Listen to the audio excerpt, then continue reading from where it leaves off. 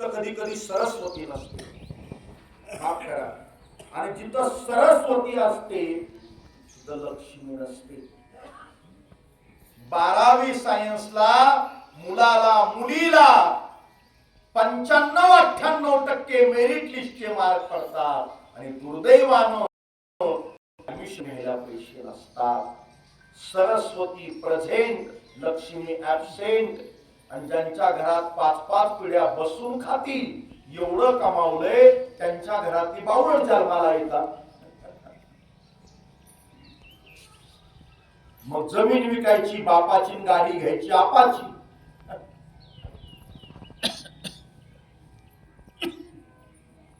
लक्ष्मी आणि सरस्वती हे समीकरणच नाही. संपत्ती अधिक संस्कृती बरोबर समाधान. वाक्य पुन्हा बोल. संपत्ती अधिक संस्कृती बरोबर समाधान. संपत्ती आहे आणि संस्कृती नाही, समाधान मिळेल कुठून? एका विचारवंताचं वाक्य, इंग्रजी वाक्य, मला त्याच्याशी काही घेणं देणं नाही. Career plus character is equal to life. ते डॉक्टर गोधळगावकरांचं कुटुंब, मुलं सुना फॉरेनला गेले आणि वृद्ध आई बाप लातूरच्या वृद्धाश्रमात मेले. पण फॉरेनला गेलेले मुलं सुना आई बापाच्या अंत्यसंस्काराला आले नाही. करिअर केलं पण कॅरेक्टरचं का?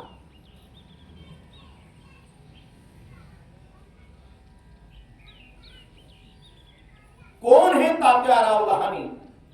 देशानं त्यांना पद्मश्री दिला. कोविडचं नेतृत्व महाराष्ट्राचं केलं. त्यांच्या जीवनातली वास्तववादी घटना. MBBS झाली, नोकरी वगैरे करताना त्यांच्या शरीरातल्या 2 किडन्या डॅमेज झाल्या, निकामी झाल्या. आजही कोविड मध्ये ज्यांना ओव्हरडोस झाले, अनावश्यक मेडिसिनचे ट्रायल झाल्या, त्याचे परिणाम आज लोक साईड इफेक्ट भोगतात. मेडिकल क्षेत्रावर माझा आक्षेप नाही, तो माझा प्रांत नाही. पण दुर्दैवानं रॅकेट चालले की काय, अनेक लोकांना त्या कोविडच्या गोळ्या औषधाचे आज साईड इफेक्ट भोगावे लागतात. पुढे जातो.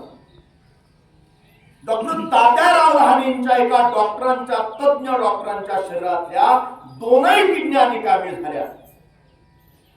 किडनी मिळवण्याचा प्रयत्न केला, पैसे वगैरे देऊन, ती मॅच होत नव्हती.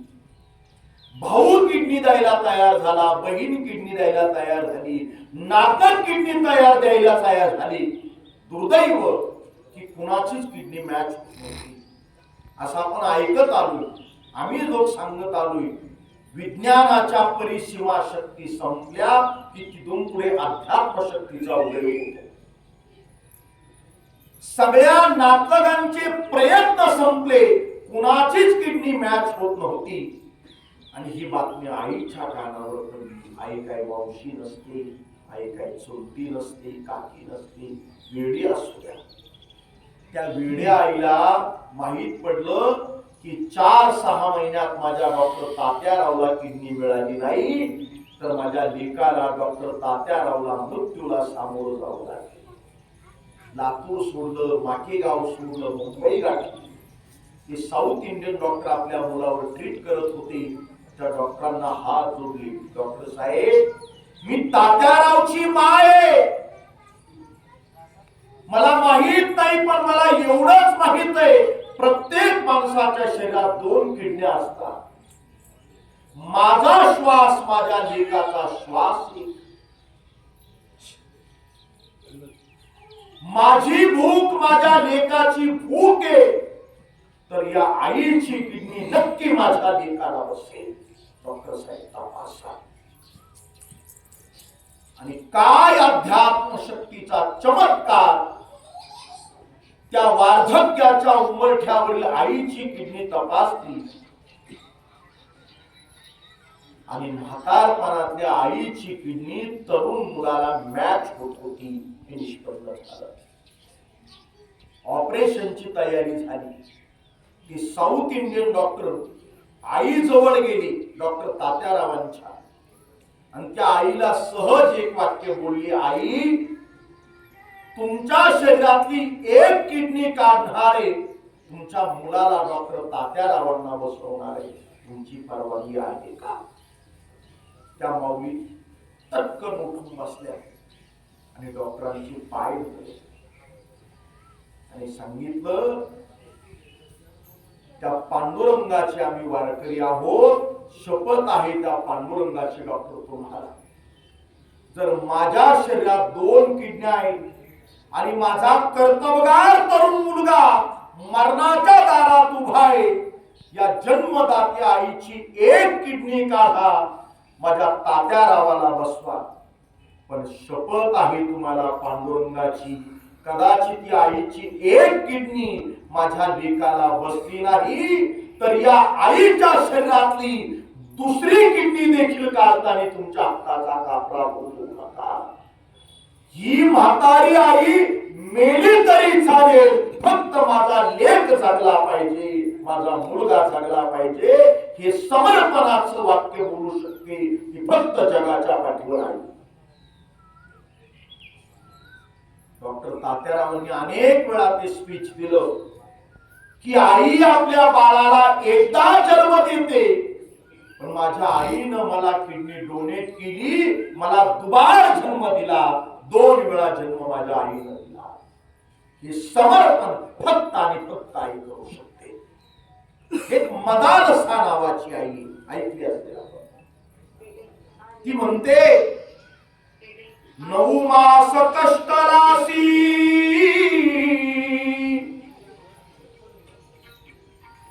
10व्याने प्रसूत झाली, 9 महिन्याचं ओझं आपल्या आईनं आपलं वागवलं.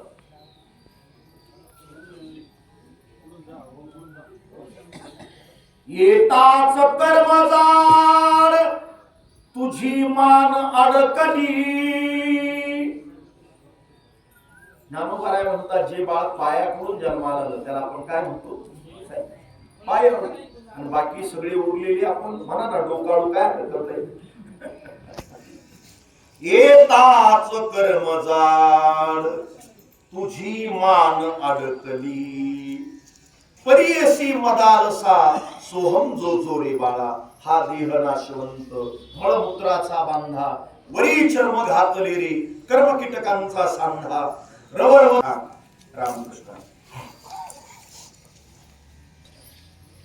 एक तोला मुलाचं वाक्य बोलतो, कुणाच्या मृत्यूचा मरणाचा सोहळा होतो.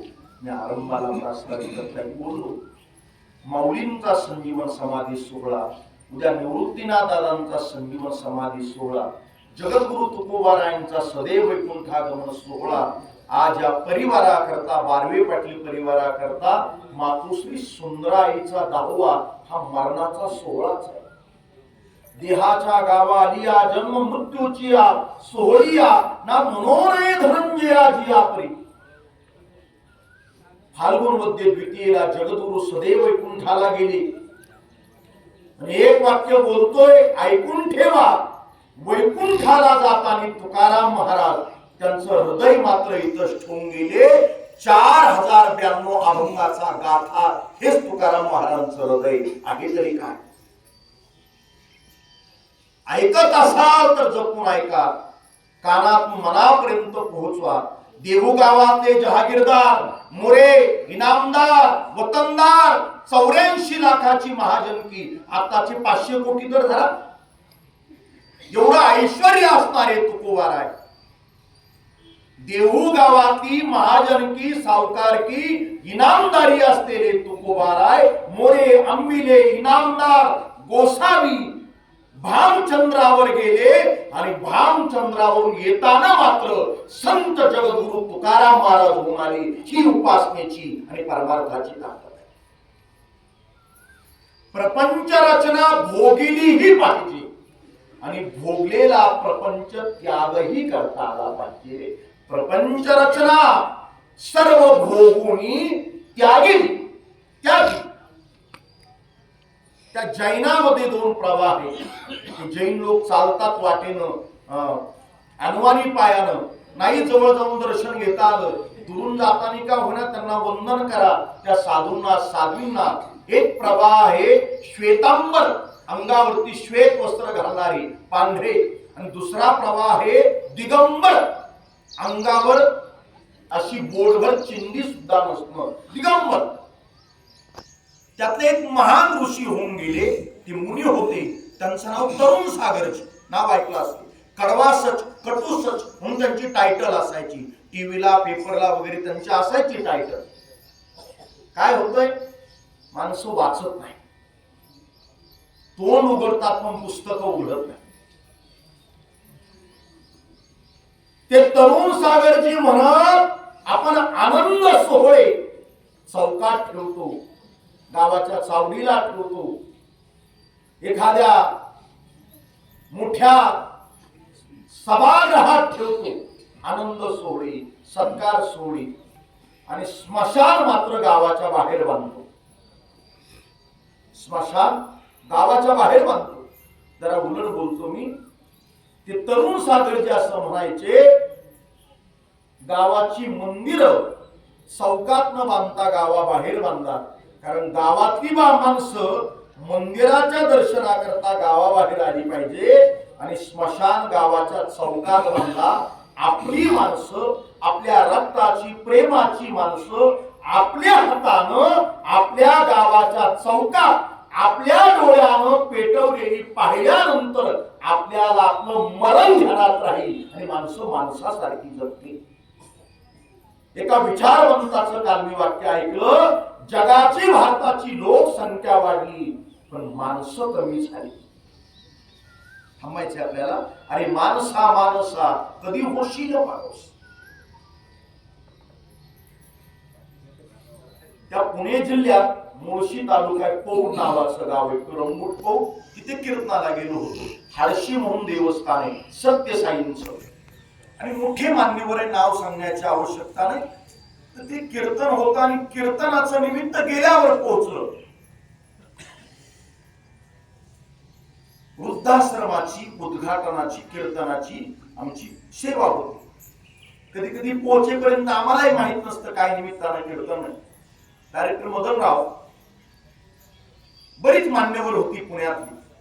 पुण्यनगरीमध्ये वृद्धाश्रमाचं उद्घाटन आणि एका कीर्तनकाराचं, म्हणजे माझं कीर्तन. सगळ्यांनी वृद्धाश्रमाकरता शुभेच्छा दिल्या. समारोपात मला बोलायचं होतं. म्हटलं या वृद्धाश्रमाला आमच्या वारकरी संप्रदायाच्या वतीनं एका कीर्तनकाराच्या शुभेच्छा काय. पंढरीचा देव विठोबा, आळंदीचे माऊली ज्ञानोबा, देहूचे जगद्गुरु तुकोबा, हिंदवी स्वराज्याचे राजे शिवबा यांचा हा महाराष्ट्र. आणि या महाराष्ट्रात पुण्यनगरीत पुणे जिल्ह्यात वारकरी कीर्तनकाराला जर वृद्धाश्रमाचं उद्घाटन करायचंय, तर या वृद्धाश्रमाकरता आमच्या शुभेच्छा काय. ज्या दिवशी किमान माझ्या महाराष्ट्रातले माऊली तुकोबारांच्या छत्रपतींच्या महाराष्ट्रातले सगळे वृद्धाश्रम बंद पडतील, तो आमच्या वारकरी संप्रदायाचा आनंदाचा दिवस असतो. एक वाक्य बोलतो, कळकळीनं बोलतो. शेतकरी आणि वारकऱ्याच्या आई बाप वृद्धाश्रमात गेली नाही, जात नाही, जाणार नाही. मग ही उपेक्षा कुणाच्या वाट्याला आहे. भल्या भल्या शिकलेल्या मान्यवरांच्या आई बापांबद्दल मला आणखी तिकडे जायचं नाही, पण आमच्या राजूरच्या पलीकडे ऍडव्होकेट मनोहरराव देशमुख साहेब आहे, आणि त्यांनी तो वृद्धाश्रम सुरू केलेला आहे. 5-5 हजाराच्या वाढदिवसाच्या पार्ट्या हॉटेलात ढाब्यात करण्यापेक्षा कधीतरी जा तिथे, पहा. स्वतःला शहाणी, जबाबदार म्हणणारी, मान्यवर म्हणणारी, सुप्रतिष्ठित म्हणणारी माणसं जा. त्या उपेक्षेत जगणाऱ्या, डिप्रेशन मध्ये जगणाऱ्या त्या आई बापांची कधीतरी सांत्वनानं संवाद करा.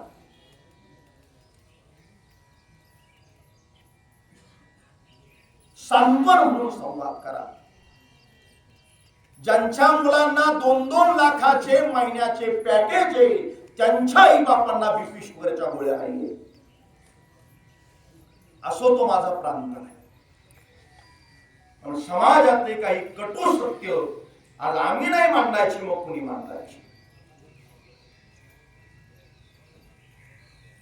जिल्ह्याचं नामकरण झालं आपल्या सगळ्यांसाठी. जिल्ह्याचं नामकरण अहिल्यानगर झालं, हा सगळ्यांसाठी गौरवाचा आणि आनंदाचा भाग आहे. चोंडी नावाचं गाव, कन्यादान केलं आणि तारुण्याच्या उंबरठ्यावर पतिदेव गेले. त्यावेळी चुकीची पद्धत होती सती जाण्याची. मी बोलतोय जरा गांभीर्यानं बोलतोय, ऐकत असाल तर ऐका, इतर वेळ आहेच आहे तुमच्या बोलण्याचा. सासऱ्यानं सुनबाईच्या डोक्यावर हात ठेवला. या गोष्टी घडल्या पाहिजे. सासऱ्यानं सुनेच्या डोईवर हात ठेवला आणि सासरा सुनबाईला बोलतोय, अहिल्या, आजपासून हा सासरा सासरा नाही, तुझा बाप आहे. आणि तू माझी फक्त सून नाही, तू माझी लेक आहे. सती जायचं नाही.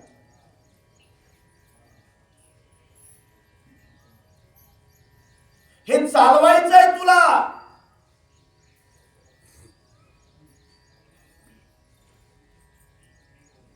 फक्त रडणारी आई कीर्तनकारांनी सांगायची नाही, ती लढणारी सुद्धा सांगितली पाहिजे.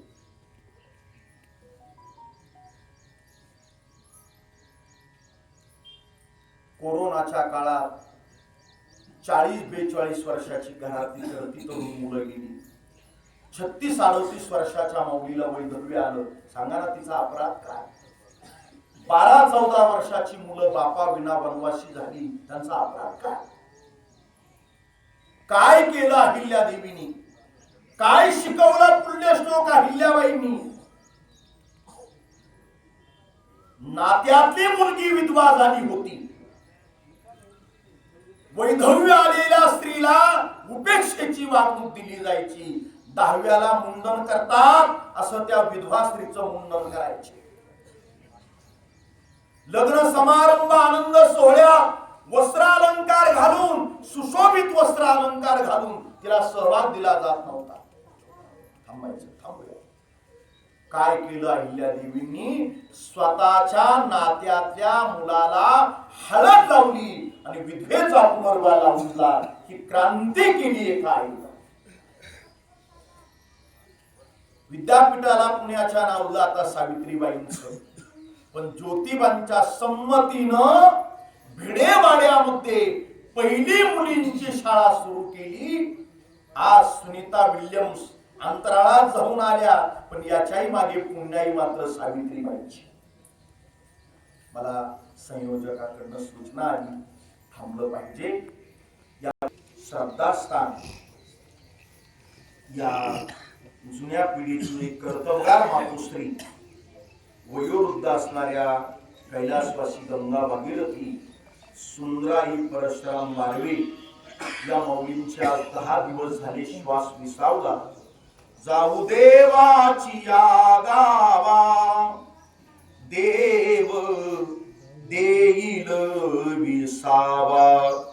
या मौलींच्या कृपेनं यांचा सर्व हा कर्तबगार परिवार, भाऊसाहेब परशुराम बारवे, अर्जुन परशुराम बारवे, प्रभाकर परशुराम बारवे 3 मुलं, सासरे बबनराव केरू बारवे, दीर मुरलीधर किसन बारवे, नातू सोमनाथ भाऊसाहेब बारवे, चिरंजीव मनोज प्रभाकर बारवे, मुलगी सौभाग्यवती अनुसया रघुनाथ छत्तर, जावई सूर्यबान म्हातारबा गायकवाड, दुसऱ्या सुकन्या सौभाग्यवती शकुंतला बाळासाहेब पाटोळे, दीर श्री साहेबराव बाबूराव पाटील बारवे, पुतणी हरिभक्तीपरायण अमोल महाराज कैलास बारवे, त्याप्रमाणे सतुष अर्जुन बारवे.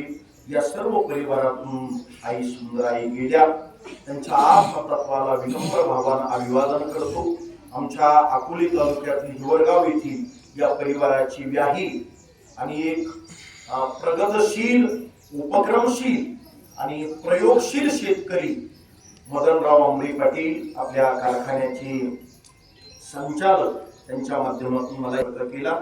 थोडीशी व्यस्तता होती. संत निवृत्तीनाथ दादांचा पालखी सोहळा त्र्यंबक पंढरी मार्गस्थ झाला रात्रीची कीर्तन सेवा नाशकात या करून आलो आपणा सर्वांसमोर या साकूरच्या पुण्यभूमीमध्ये माझी ही वाकसेवा या 10व्याच्या निमित्तानं सुरू केली. मातोश्री सुंदराईच्या आत्मतत्वाला भगवान श्री पांडुरंग परमात्मा प्राण संजीवनातल्या रुक्मिणीनं उत्तम प्रकारची गती प्रदान करावी. त्यांना आदरांजली श्रद्धांजली सर्वांच्या वतीने वाहतो. थोडं प्रेमानं टाळी वाजून भजन करूया. हरी विठ्ठल श्री ज्ञानदेव तुकाराम पंढरीनाथ भगवान की जय. मौली ज्ञानेश्वर महाराज की जय. जगद्गुरु तुकाराम महाराज की जय. सद्गुरु जोग महाराज की जय.